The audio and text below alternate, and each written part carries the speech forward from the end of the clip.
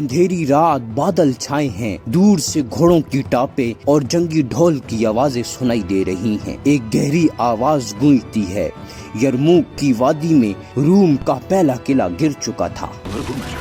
लेकिन अल्लाह के शेरों का सफर यहीं खत्म नहीं हुआ। अब वक्त है आखिरी रूम को झुकाने का। लश्कर तैयार, सिपाही मशगले थामे खड़े हैं। एक पुरजोर नारा गूंजता है, अल्लाहु अकबर, अल्लाहु अकबर। सुल्तान महमद फातेह अपने खेमे में खड़े नक्शा देख रहे हैं। सुल्तान आजम अबू अल फातेह, सुल्तान महमद खान, वो जवान बादशाह जो तारीख बदलने जा रहा है।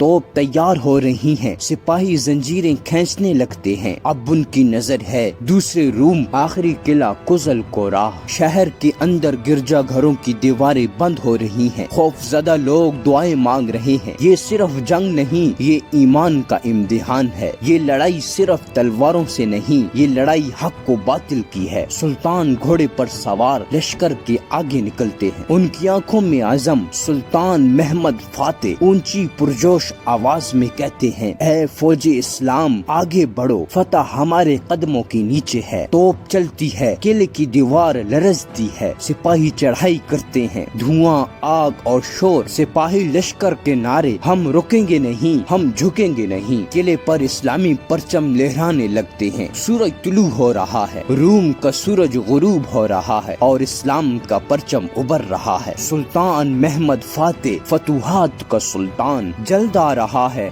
वो लम्हा जिसने तारीख बदल दी।